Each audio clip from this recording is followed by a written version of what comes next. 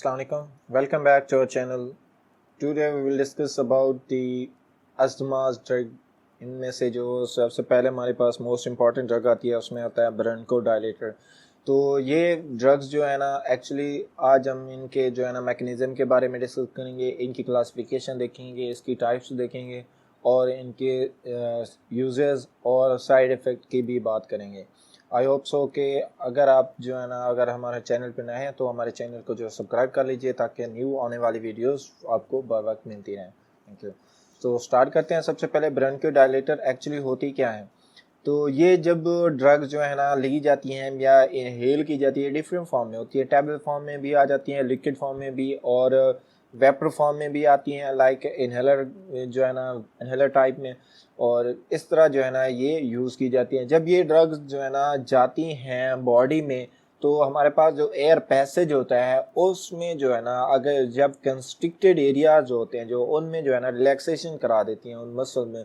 जब muscles relax होंगे तो वो जो है ना पैसेज वो प्रॉपर खुल जाएगा, तो जो आपकी ड्रग है वो एक्ट कर जाएगी। ठीक हो गया। अब सबसे पहले इसकी मैकेनिज्म की बात करें तो ये जो ड्रग होती है अपने टारगेटेड बीटा 2 रिसेप्टर जो है ना, जो कि जी प्रोटीन कपल रिसेप्टर होते हैं, वहाँ पे जाके ये एक्ट करती हैं।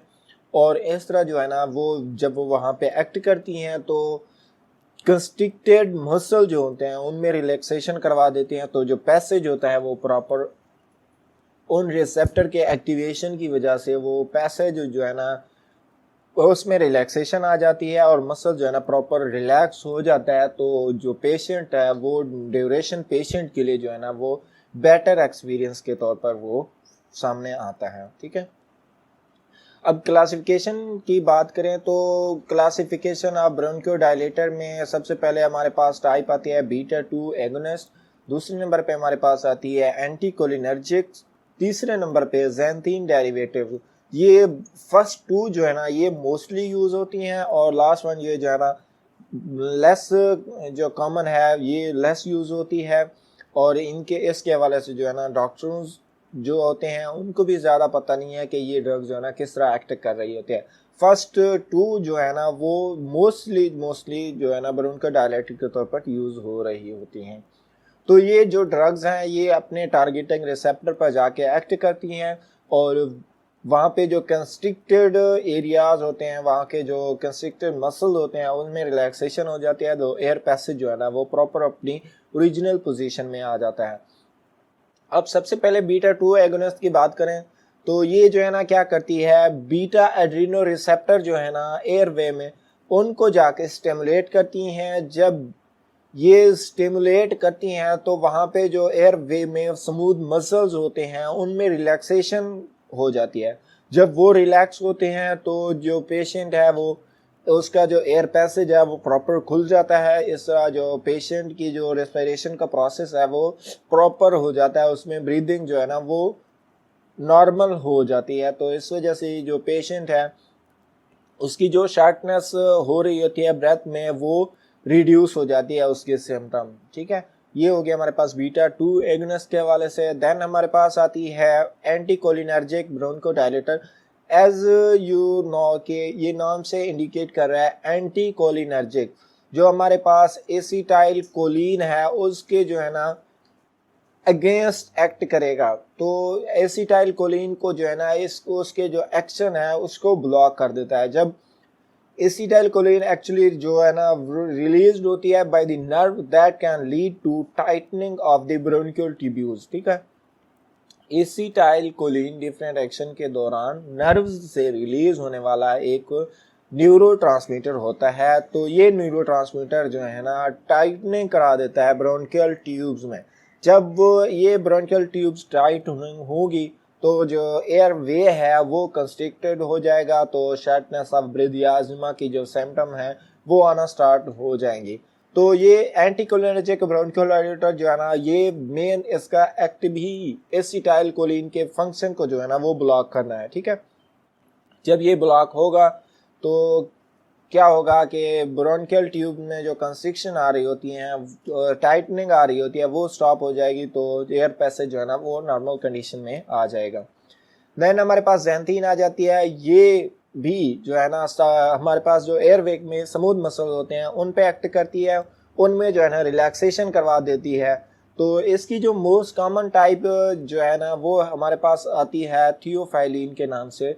ये मोस्टली जो है ना ज़ैंथीन डेरिवेटिव्स का जो है ना एक प्रोडक्ट होती है थियोफाइलिन, ये मोस्टली यूज कराई जा रही होती है। ठीक है, अब बात करते हैं टाइप्स की, types of bronchodilators.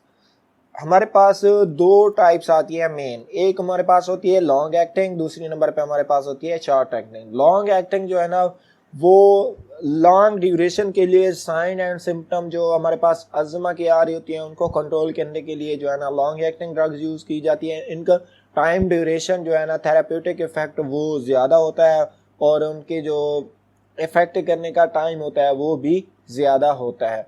Short acting जो है ना वो अगर कोई सडनली जो है ना साइन एंड सिम्टम राइज हो जाती है, लाइक शॉर्टनेस हो गई ब्रेथ की, उसके अलावा कफ वगैरह हो गई या चेस्ट टाइटनेस हो गई, तो ये सडनली राइज होने वाली साइन एंड सिम्टम को कंट्रोल करने के लिए शॉर्ट ड्यूरेशन के लिए हम जो है ना शॉर्ट एक्टिंग ब्रोंकोडायलेटर यूज करा रहे होते हैं। ठीक हो गया, ये दोनों जो है ना अज़मा और एम्फीसीमा वगैरह की जो डिजीजेज होती है उनको कंट्रोल करने के लिए ये यूज हो रही होती हैं। ठीक है, अब बात करते हैं शॉर्ट एक्टिंग की। शॉर्ट एक्टिंग ये जैसे कि हमने डिस्कस कर लिया कि ये शॉर्ट सडनली जो साइन सिम्टम होंगी लाइक वीजिंग हो गई, शॉर्टनेस ऑफ ब्रेथ हो गई, चेस्ट टाइटनेस वगैरह हो गई, तो इनके जो शॉर्ट एक्टिंग ड्रग्स जो है ना ये इनके लिए यूज करवाई जा रही होती है। इनका जो शॉर्ट एक्टिंग का वर्क ड्यूरेशन होता है वो with in a few minutes ये ड्रग जो है ना बॉडी पे इफेक्ट अपना दे देती हैं और इनका जो थेराप्यूटिक इफेक्ट है वो मोस्टली जो है ना 4 से 5 घंटे तक जो है ना ये मेंटेन रखते हैं अपने इफेक्ट को। ठीक हो गया, इनके शॉर्ट एक्टिंग के जो कॉमन ब्रोंकोडायलेटर होती हैं वो कौन कौन सी होते हैं। सबसे पहले हमारे पास आती है एल्ब्यूटेरियोल, इसमें जो है ना डिफरेंट जो ब्रांड्स हैं वो दिए गए हैं, ProAir HFA, Ventolin HFA, Proventil HFA, ये सारे जो है ना इसके एल्ब्यूटेरियल के जो है ना ब्रांड नेम है। ठीक है, दूसरे नंबर पे हमारे पास आते हैं लेवेल्बिट्रोल, ये हमारे पास होती है जोफिनेक्स HFA के नाम से आती है। तीसरे नंबर पे हमारे पास आता है पेरब्यूटेरोल और ये जो है ना मैक्स एयर के जो है ना ब्रांड के नाम से मार्केट में अवेल होती है। ठीक हो गया, देन हमारे पास आती है लॉन्ग एक्टिंग। लॉन्ग एक्टिंग का जो टिपिकली इनका इफेक्ट होता है वो 12 to 24 आवर्स होते हैं और ये जो है ना पेशेंट को डेली रूटीन बेस पे जो है ना ये यूज कराई जाती हैं ताकि जो एम्फीसीमा या एज़मा के जो साइन एंड सिम्टम है उनको कंट्रोल किया जा सके।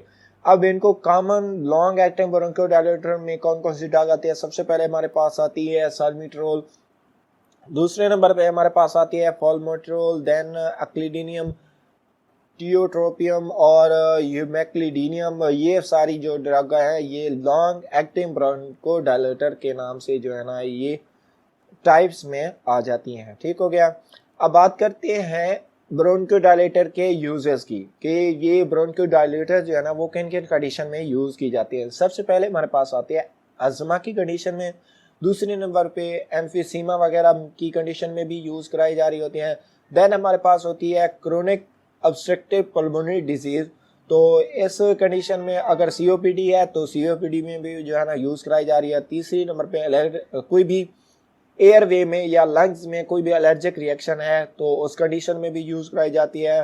देन जो कॉमन जो है ना ब्रेथ प्रॉब्लम के रिलेटेड जो भी कंडीशन आती हैं तो उन सब में जो है ना ब्रोंकोडायलेटर यूज कराई जा रही होती हैं। ठीक हो गया, अब बात करते हैं इनके साइड इफेक्ट की कि ब्रोंकोडायलेटर के जो पॉसिबल साइड इफेक्ट्स हैं वो कौन कौन से हैं। सबसे पहले हमारे पास आती है इनके जो है ना ज़्यादा यूज़ होने की करने की वजह से जो हार्ट रेट है वो इंक्रीज़ हो जाता है।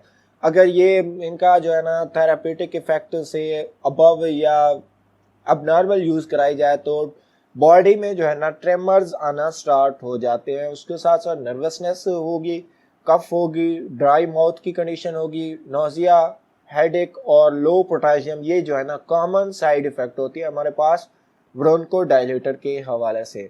ये होगी हमारे पास ब्रोंकोडायलेटर की टाइप। देन नेक्स्ट जो है ना अस्थमा की रिलेटेड जो भी ड्रग्स होंगी उनको हम डिस्कस करेंगे नेक्स्ट लेक्चर में।